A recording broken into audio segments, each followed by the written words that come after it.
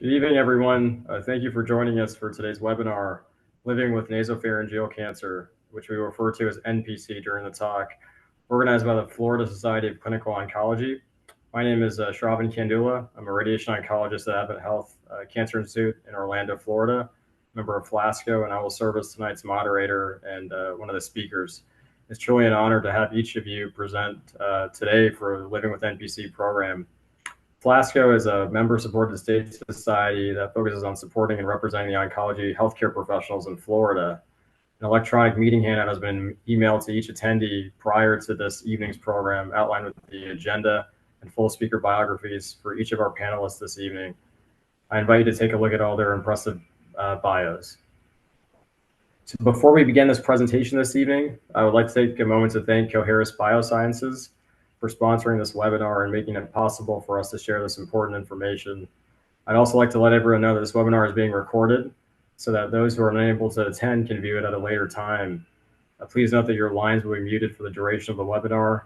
And toward the end of the meeting, we will host a Q&A, and we encourage you to submit questions or comments via the Q&A chat at the bottom of your screen. We'll discuss as many questions as time permits. So I'll start off by just introducing nasopharyngeal cancer. What is it? We'll go over some risk factors, epidemiology, as well as clinical presentation and staging. So nasopharyngeal cancer is quite a rare cancer of the head and neck. It's got its own type of biology. So it's seen in the U.S. infrequently. It's about 1 in 100,000 cases, or 1 in 100,000 people, as far as the epidemiology. It's more of an endemic disease that we see in Southeast Asia, in the China area, Far East. There are also hot pockets in Northern Africa, the Caribbean, which are also coming up in incidence. So nasopharyngeal cancer essentially is a cancer of the nasopharynx, which is located behind our nasal cavity. And it's in a very sensitive anatomical location where we have critical anatomies, such as including cranial nerves that help moderate our facial function, brain function, swallowing. So it's in quite a critical area. Nasopharyngeal cancer typically presents as an advanced stage cancer. The reason being, patients oftentimes don't present with clinical symptoms that they can feel or sense. Oftentimes it can cause a neck node that you feel, either a bilateral neck. Most cases are actually present with bilateral neck disease or lymph node metastases. So it often presents in an advanced stage. As far as local symptoms, patients can often present with nosebleeds, nasal congestion, headaches, difficulty hearing, but those may not show up until much later on, until the tumor is much larger. Now, as far as risk factors with nasopharyngeal cancer, we typically see Epstein-Barr virus as a major risk factor in association with this disease. Now, Epstein-Barr virus is something that many of the population is exposed to, but what happens is some of these Epstein-Barr virus cells, they become reactivated from a prior infection, and they end up causing a nasopharynx cancer. So we often see this as a marker of disease, and we track Epstein-Barr virus EBV DNA titers, which we use not only in diagnosis, but in terms of also tracking treatment response and making sure patients are cleared of their cancer. So nasopharyngeal cancer is a unique cancer in the sense that it is not typically, surgery is not utilized as far as management. We often use chemo and radiation. In many other head and neck cancers, such as the oral cavity, the tonsils, base of tongue, the voice box, we often have some role for surgery, or it's an option. But because of some of the anatomical sensitivity of nasopharyngeal cancer and the location, we often have to do non-invasive treatments, such as radiation and chemotherapy, which I'll get into in a few minutes. But overall, we tend to cure a lot of our patients with nasopharyngeal cancer. Stage 1 and stage 2 cancer, in which it's confined to the nasopharynx and may spread to limited lymph nodes. We often cure about 90% of patients. With stage 3 and stage 4 cancers, stage 4A, meaning it hasn't spread to other parts of the body, but may have spread to lymph nodes. We still cure a fair amount of those patients with chemotherapy and radiation treatment performed together. Those patients often experience about 5-year long-term cure rates of 80% or higher, but we still can improve upon these outcomes. Now, when you present with a nasopharynx cancer that spreads to other parts of the body, which a fair amount of patients do, we often have to use chemotherapy and immunotherapy drugs. Basically, they're drugs that treat the whole body. And even though it's technically incurable, many patients can survive long periods of time with good quality of life, thanks to the advancements in drug therapy. Now, going into some of the the treatment options that we have for nasopharynx cancer. As I mentioned before, surgery does not have a role so much in nasopharynx cancer. It's mostly treated with chemo and radiation together. But essentially, nasopharynx cancer has a long, extensive track record of effective radiation chemotherapy regimens with excellent cure rates, minimal toxicity, and preservation of quality of life. What is radiation therapy? So radiation therapy involves high-energy X-rays, which emanate from a linear accelerator, basically an X-ray machine, high-energy X-ray machine. And it's planned in a way to target the cancer and at-risk lymph nodes in the neck. Now, what radiation does is it kills the DNA and damages the DNA of cancer cells so they can't replicate. And in doing so, they ultimately eradicate the cancer cells. Radiation therapy has come a long way over the years. How it works is a patient wears a mesh mask where they're laying on their back, which keeps them immobilized during the treatment, which usually lasts around 5 to 7 minutes. And they have to be immobilized because it's essentially millimeter accuracy with the radiation. It's very precise. So we do a special CT scan to plan the radiation, and then that plan is basically delivered to the treatment machine, and then the patients are positioned and verified every day prior to each treatment. And this is done for about 6 to 7 weeks, 5 days a week. Patients are evaluated, during their course of treatment, and radiation oncologists, medical oncologists, we all manage these side effects to make sure the patients are tolerating the treatment and to really optimize their treatment course. The other key treatment utilized for nasopharynx cancer is chemotherapy, which is a drug or multiple drugs administered through a port or an IV that's either given before radiation even starts or during radiation to work together with radiation. Chemotherapy stops the growth of cancer cells and it helps the radiation work better. So they're utilized together to make more efficient death of cancer cells. Oftentimes, chemotherapy is utilized before we even do radiation in advanced stage to help shrink the cancer, and it also minimizes the risk of spread to other parts of the body. Treatment options are all dictated by the stage of the cancer. And stage 1 nasopharynx cancer is a rare presentation, but in this case, we can often utilize radiation by itself to effectively cure the cancer, which we do in about 90% of cases. For stage 2 cancer, we typically employ chemotherapy and radiation together, and we often have excellent long-term cure rates in excess of 90%. Not all stage 2 cancer is the same. We use markers such as the Epstein-Barr virus, DNA titers, and other tumor characteristics to determine, hey, how high risk is the cancer for it being stage 2. If you have larger lymph nodes or lymph nodes that are lower in your neck, those are a little bit higher risk. So we may use chemo and radiation together for those patients, but in patients who have lower risk stage 2, we can potentially use radiation by itself, as seen in recent data. For stage 3 and stage 4 cancers, which means that they're locally advanced, in which they haven't spread to other parts of the body below the head and neck region, we typically employ a regimen that entails administering chemotherapy by itself, which is usually 2 drugs given together every 3 weeks, which we do for about 3 cycles. And then we follow that up with chemo and radiation together for 6 to 7 weeks, in which during the radiation, we give chemotherapy, a single drug, either weekly or every 3 weeks during the course of the radiation. Now, the purpose of the chemotherapy prior to the chemoradiation is to shrink the tumor, but also minimize the risk of cancer cells spreading to other parts of the body, which nasopharynx can do, especially when it's presented in an advanced stage. Long-term cure rates from stage 3 and stage 4A nasopharynx cancer are around 80%, which is good, but we still have 20% of patients have their cancer unfortunately come back, and that's why we really need to improve upon these outcomes. In certain situations, some patients present with nasopharynx cancer that has already spread to other parts of the body, and this is technically considered incurable. However, despite this very advanced presentation, we have excellent survival outcomes because of new drug therapy regimens, specifically incorporating immunotherapy, which has really gained prominence over the past few years.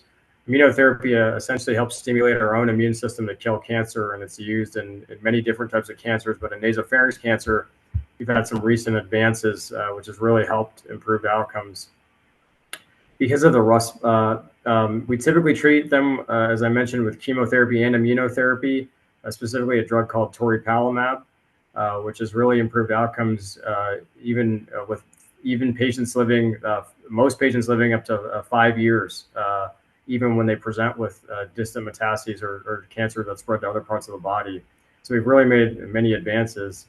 In select patients with cancer that's spread outside of the head and neck, who respond to initial drug therapy with chemotherapy and immunotherapy, we actually offer chemo and radiation to the nasopharynx region in the area where the tumor was, as well as any lymph nodes that were involved. And this is actually shown to improve outcomes. So we tend to be a little bit more aggressive in these patients, given some recent studies that have shown there's a benefit to treating their primary tumor and lymph nodes. Because of the response rates seen with immunotherapy, there's actually been more investigation into incorporating immunotherapy drugs in patients who don't have distant metastatic spread. So that means we may give it to patients with lower stage, like stage 3 or stage 4A cancers, because as I mentioned before, 20% of those patients still have their cancer return with a standard therapy. So studies are now coming out with favorable data in which immunotherapy is given before and or after we do chemo and radiation, and the results are promising in these early results, in these early trials. So this really affords patients a higher chance of a long-term cure and may minimize some of the side effects with chemotherapy. In addition to the drug therapy advancements with immunotherapy, radiation has also come a long way. We're becoming increasingly more confident in sparing critical anatomy, such as our salivary glands, such as a submandibular gland, your parotid gland, which helps, which we need, for eating and not to have so much dry mouth after treatment. So there's a lot more emerging studies suggesting that we can reduce the dose of radiation to these structures, which really makes a big difference in quality of life. There's other studies too that have now shown that we may be able to reduce the dose of radiation following, our standard induction chemotherapy, which again will help with quality of life. So as a field, I would say we're very excited about the new developments in nasopharyngeal cancer. We hope to continue to increase our cure rates, prolong lives, and minimize side effects. So with that, I will hand it off to Dr. Posner. Thank you.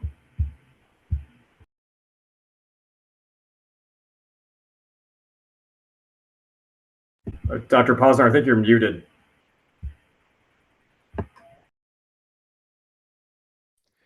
Sorry, we usually use Teams, and this is a unfamiliar platform for me today, although I did use it up to a year ago. I apologize for being late. We had a critical event in our research operation that needed my attention at Tampa General Hospital, so we were in an emergency meeting briefly.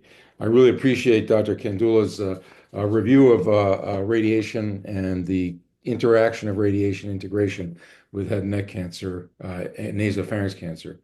I don't know entirely what you talked about, but I'm going to briefly talk about nasopharynx cancer as the unique disease that it is.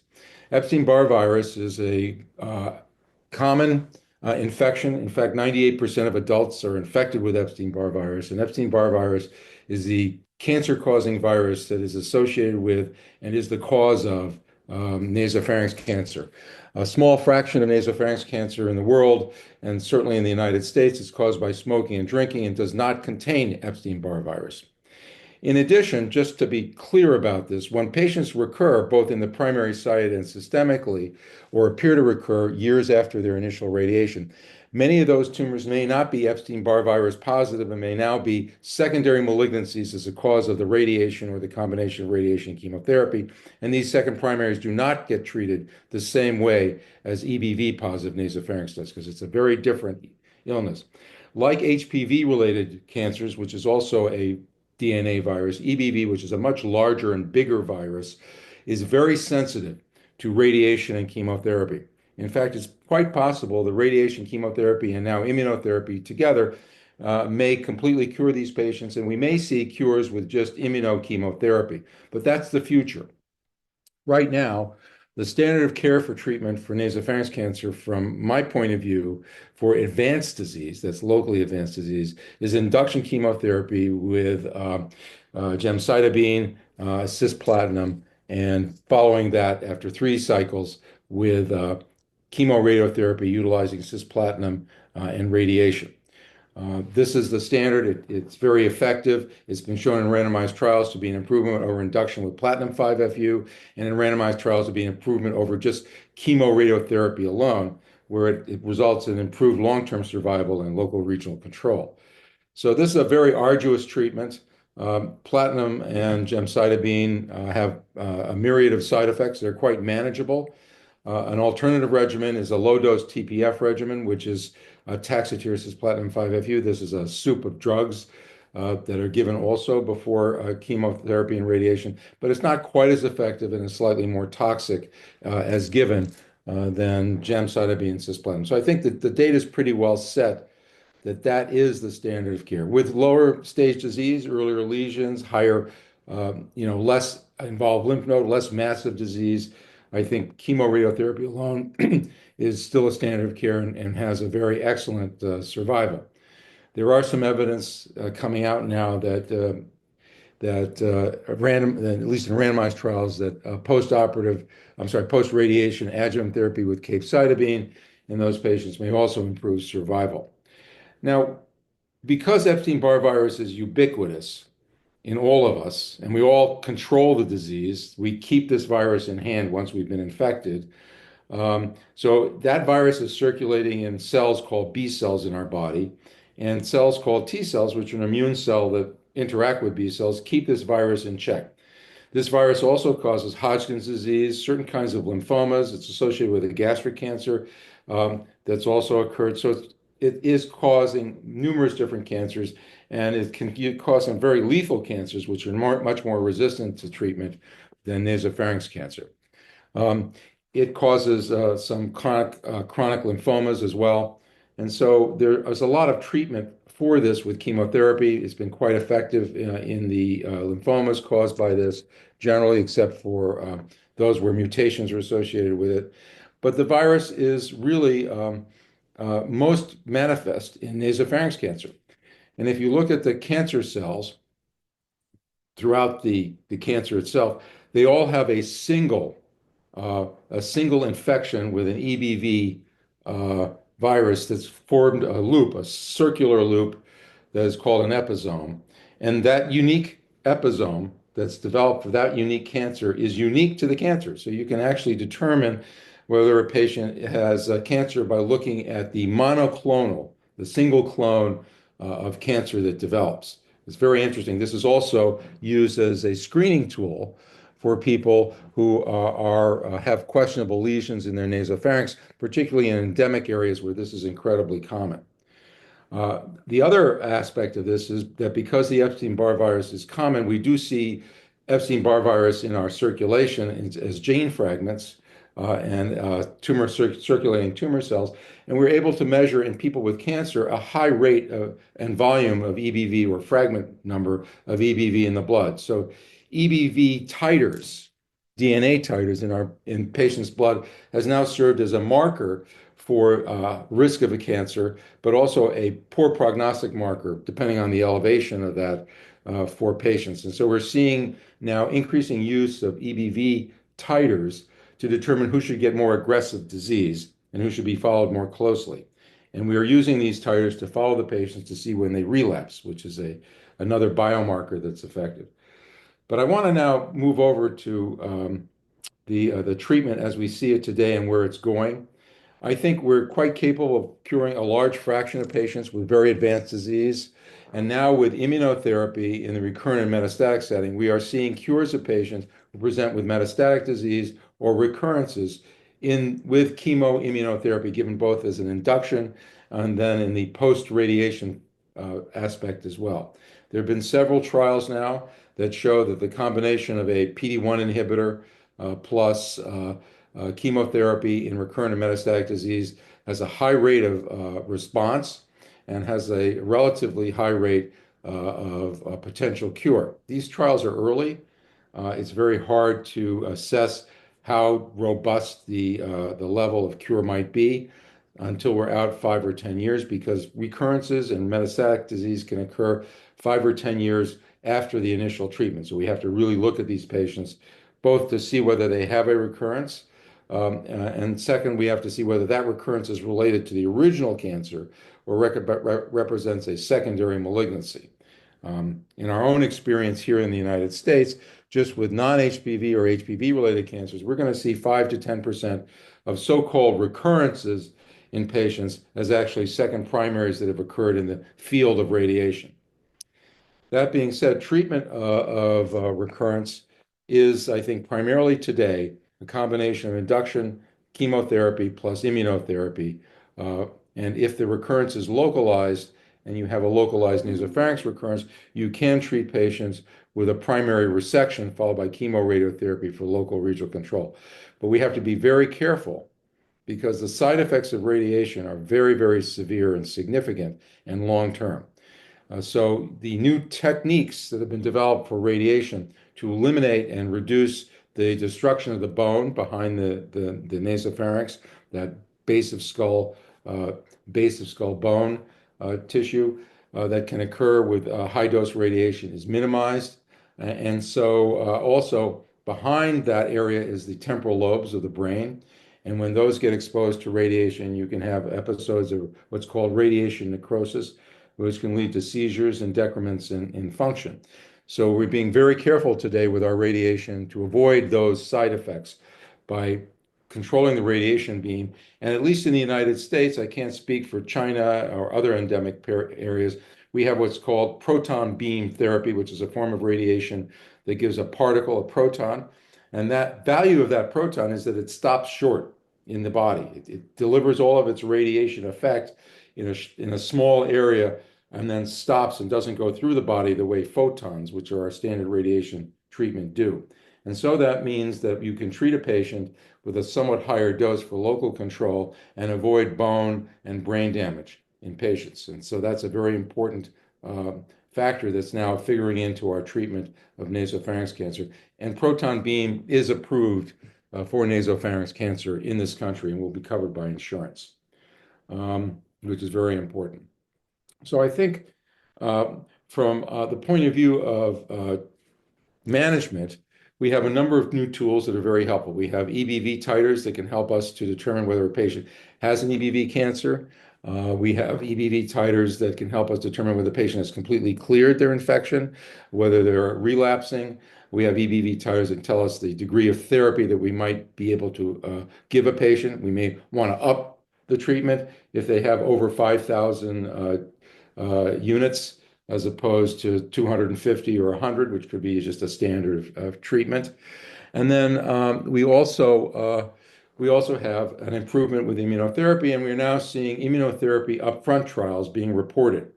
We're seeing them both in non-nasopharynx cases, but also now in more mature studies in nasopharynx cancer as well. And some of those are immunotherapy alone, and some of those are immunotherapy plus chemotherapy in induction form. And some have recently been reported. So I think over the next 5 years, we're going to see a big change in treatment as immunotherapy moves forward.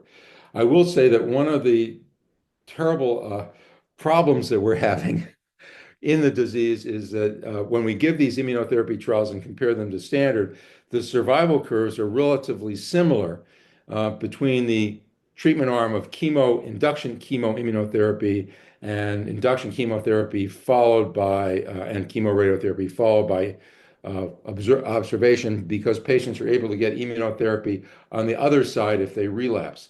So one of the great questions that we'll have to address is whether induction chemoimmunotherapy followed by chemoradiotherapy and some adjuvant therapy is really superior to chemotherapy followed by chemoradiotherapy followed by chemoimmunotherapy in patients who relapse. I suspect that yes, it is, because I think some of those relapses will not be salvaged. And so we'll see that that's an improvement, but it's a question that has to be addressed in future trials. So those of you who have relatives or who may be at risk for getting nasopharynx cancer or hear about it, understand that we have a high cure rate in this disease now. And we have a high cure rate with a moderation of the long-term side effects, which, as I said, are primarily due to the radiation and the long-term consequences of radiation. The chemotherapy can have some effects on marrow. It can cause some numbness and tingling in the hands and feet. It can cause deafness or reduced hearing. But these are really minor compared to some of the swallowing problems that develop and the dryness of mouth, as well as the other more serious complications of bone damage and healing problems associated with radiation itself. So part of our effort may be in the future, as we find whether chemoimmunotherapy allows us a higher cure rate, whether we can pull back on some of the dose density that we're using for the radiation and improve the outcomes using our regular tools, the chemotherapy, the immunotherapy, and the radiation together to peel back the toxicities of each one of those, like reducing the amount of chemo that we're giving while we're giving good immunotherapy. So this is where I think the future is. So I would urge everybody who knows people that have this disease or have this disease to really consider being on a trial where we can learn how to do this better. And then I would like to turn the microphone over to Leslie Warona. Ms. Warona is a nurse practitioner. I don't have her bio here, but I know her well because I worked with her for years. She is an expert in side effect management. She's our nurse practitioner from Mount Sinai, where I worked with her. And she's worked with me to take care of these patients in the post-treatment setting, to follow them for years to manage their care. So Leslie, go ahead. Hi, thank you everyone for coming tonight. I'm going to talk about symptom management, and we're going to start. Oh, and thank you, Dr. Posner, for that intro. It was lovely. We're going to start with nutrition and hydration, which is one of the most important things in management to maintain during treatment and could be quite difficult at times. It's best to make sure that you are feeling you're optimal, you're healing well, and it also, more importantly, it reduces the risk of hospitalization, because the last thing we want you to do is to not drink enough fluids, stand up, get dizzy, and fall over.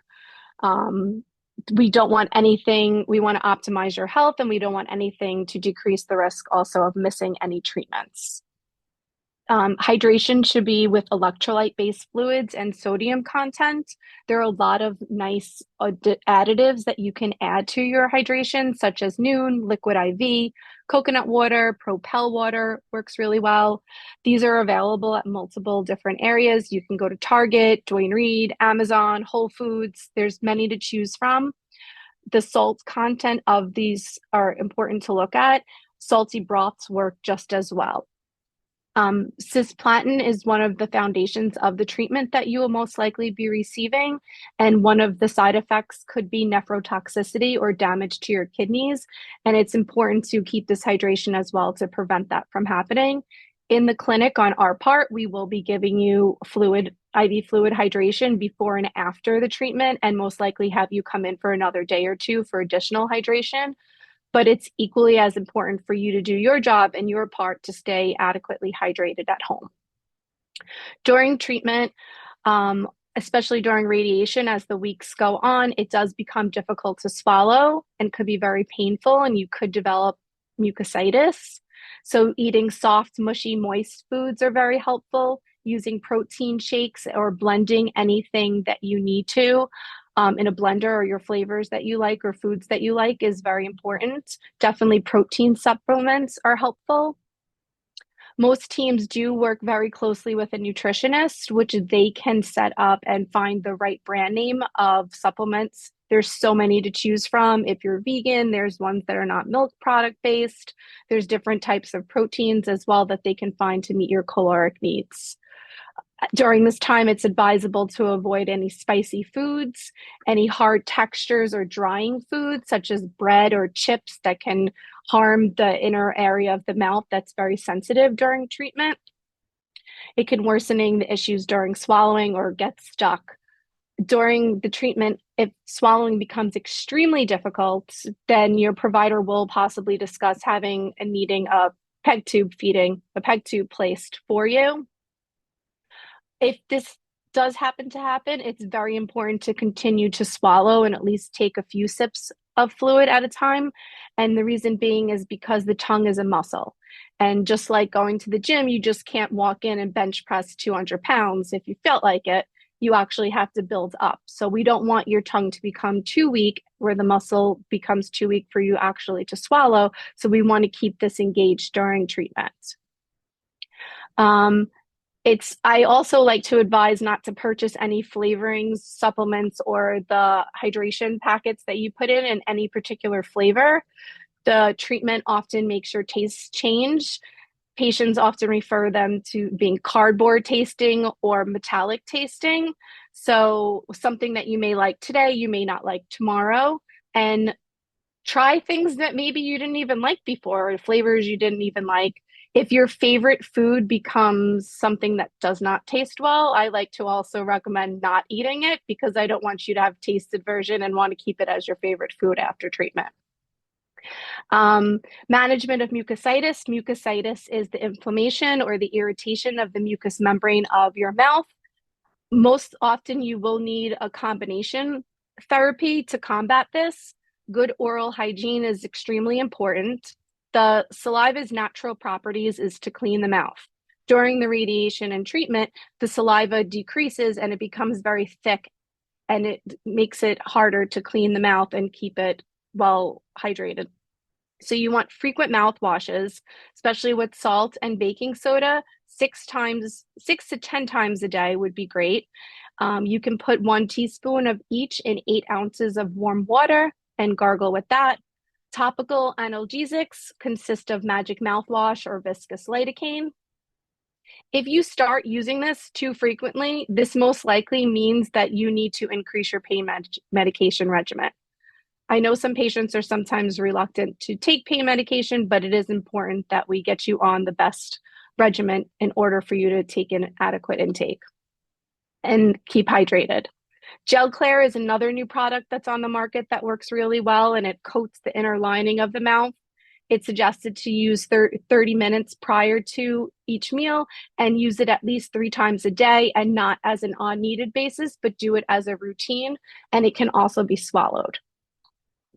Pain medication, as I mentioned before, we usually like one provider to take over, whether that be your med-onc, your rad-onc, which is your medical oncologist, your radiation oncologist, or most teams have supportive oncologists. They will find the right pain regimen for you.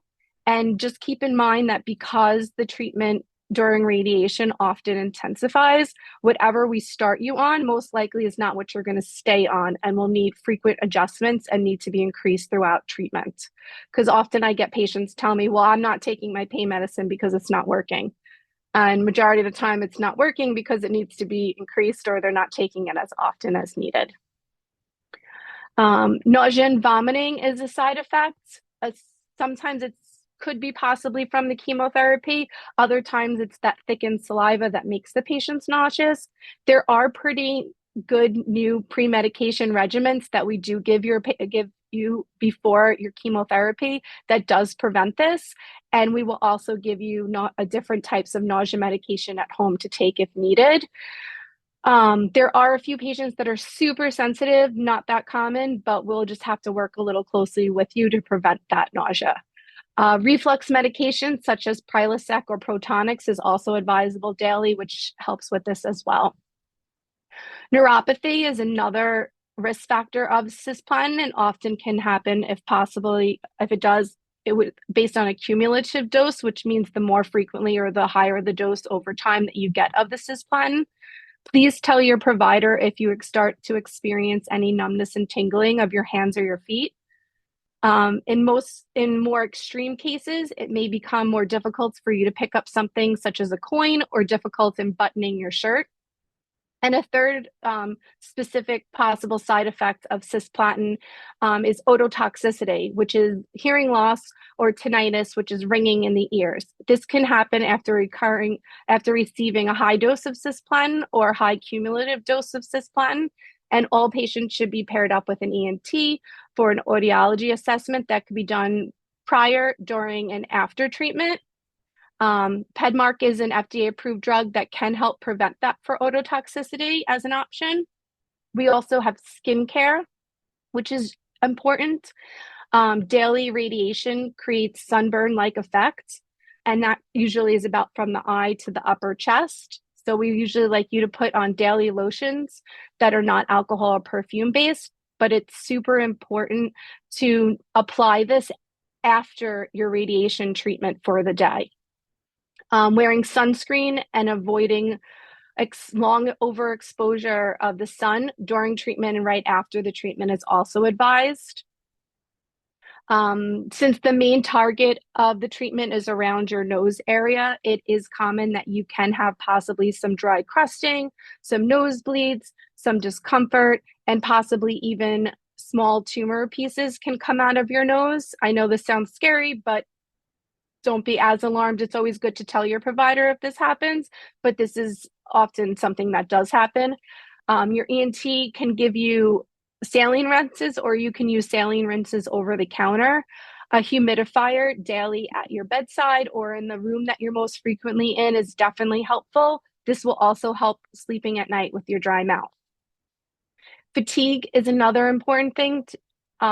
Rest is definitely important, but you should also make sure that you exercise daily. And it could be something as simple as taking a walk around the block. You have to start to be aware of what is too much for those who are go-getters and push their limits. And this is the time to ask for help and accept help when it's offered to you. Post-treatment, speech therapy is very important. They really help you regain the full function and proper swallowing. We also, as providers, will monitor your thyroid levels, which is your TSH. About 25% of the patients, the thyroid can slow down or stop moving and will need an alternate hormone replacement. This can happen even 10 years after treatment. Radiation fibrosis is the tightening of the muscles, which can happen further out, often after 5 years. So daily neck exercises and stretches, deep massage when the skin is fully healed, and daily exercises to improve your cervical or neck range of motion is important. Often patients like to go to physical therapy and get some exercises and assistance through there. My word is just try and be as positive through treatment. It's tough, and at times it will seem like it's going on forever, but it's super important not to give up and not to miss any treatments to maximize the efficacy of your treatment. Thank you.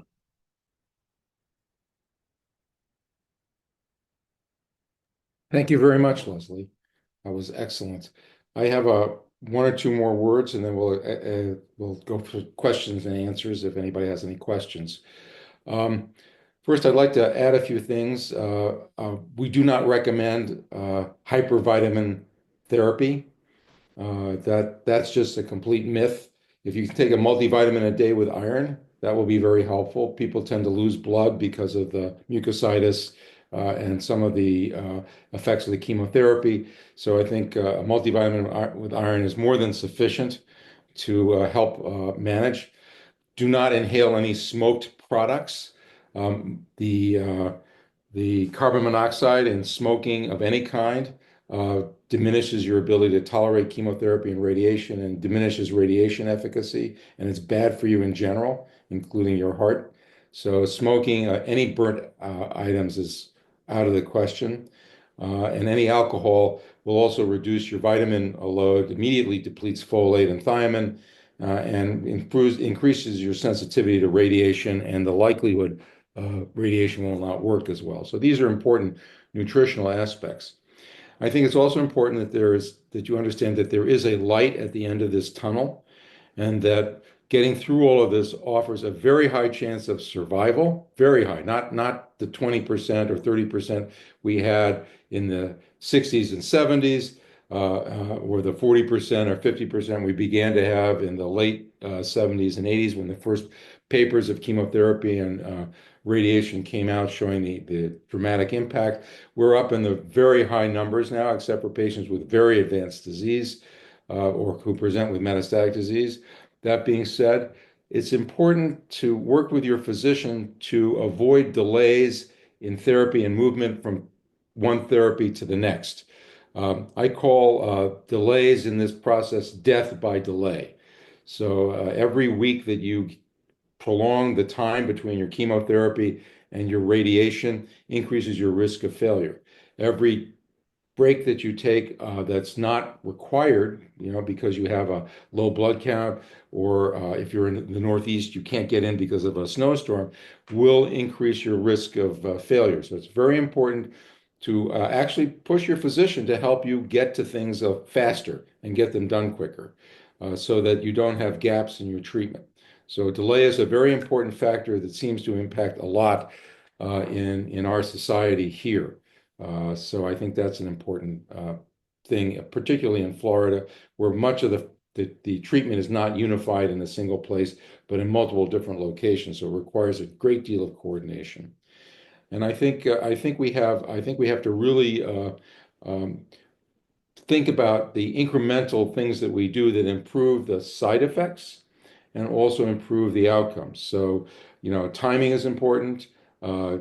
Dropping bad habits that impact your survival is important. Being cognizant of when you need to keep your mouth moist.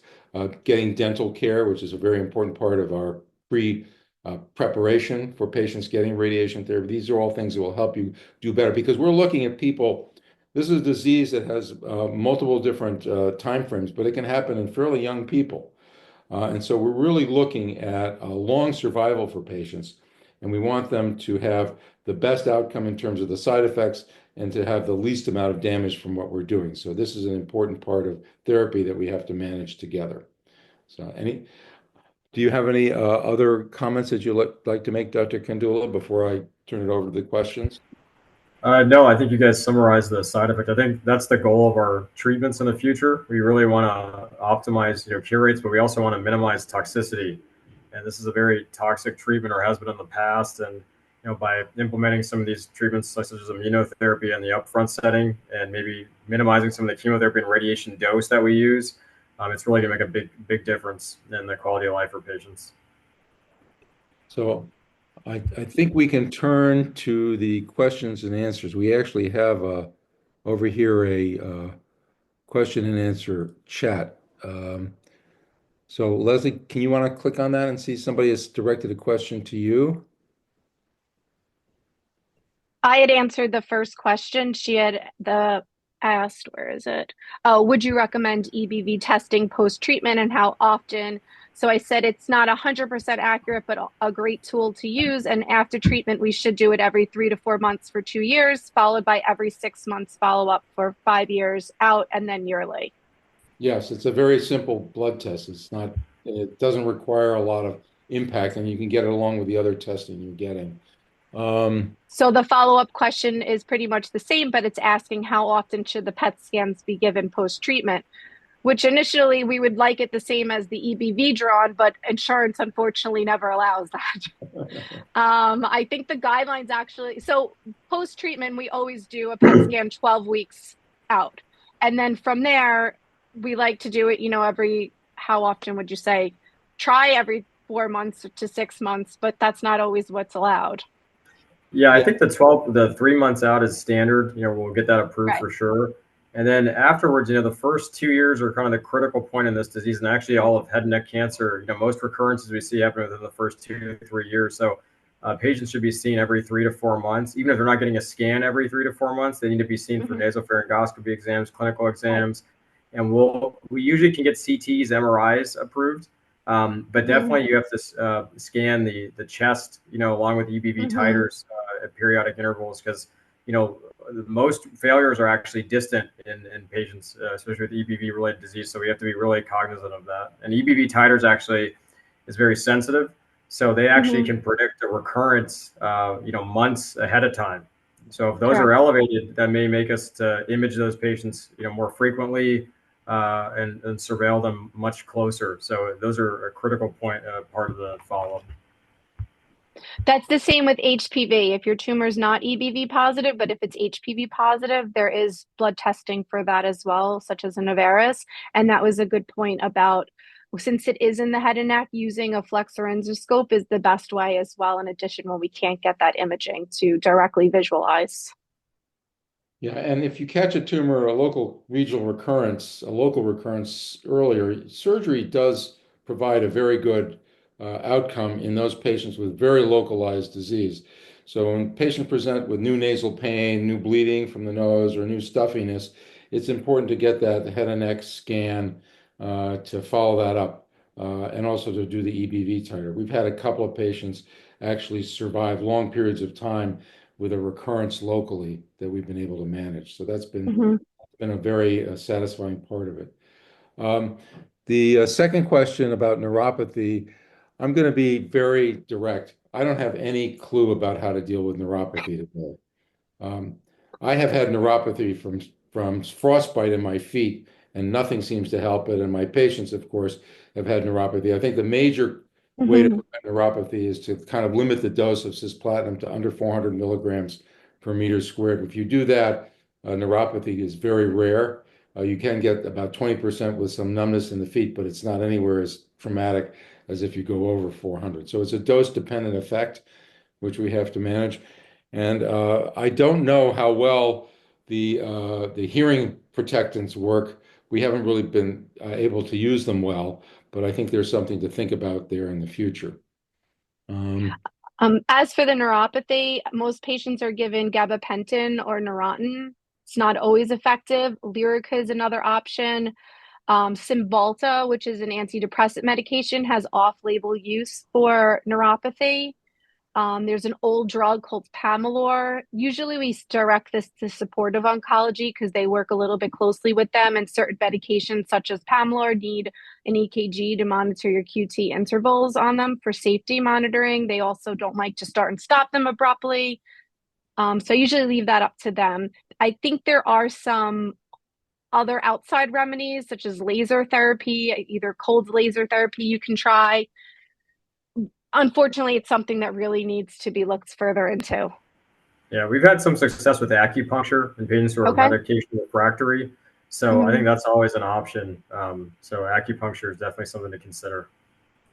I know there was a clinical trial going on years ago that I haven't heard the outcome of, that they were actually using a fraction of toxin from the puffer fish. Along with sushi from it, I guess. I've heard Fugu. also about acupuncture. The difficulty with acupuncture is that it's operator dependent and very serious.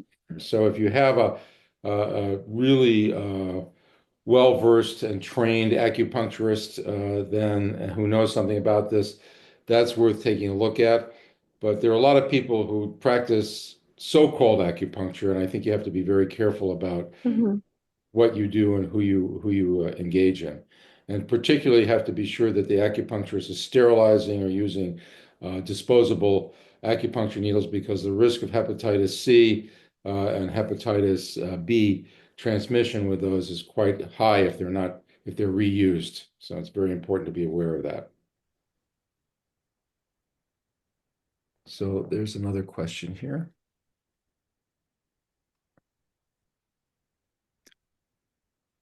Okay, well, you're welcome. Yes.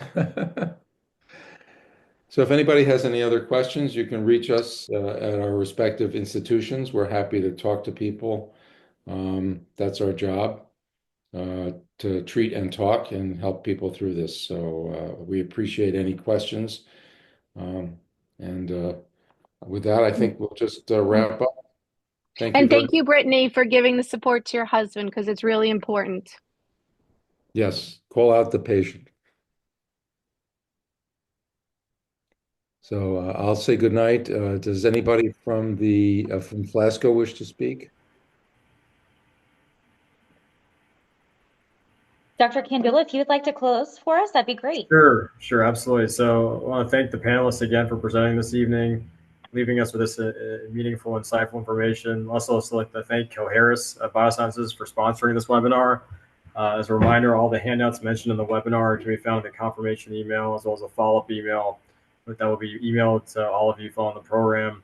Additionally, the webinar is recorded, so if you missed anything and want to hear it again, it'll be available on the FLASCO website. And thank you again for joining us tonight. We hope you found this program impactful and inspiring. So thank you. Thank you very much. Thank you all. Exceptional presentations. We sincerely appreciate your support to FLASCO and sharing this knowledge with us today. So thank you all. Bye now. Have a great night, everyone. Thank you.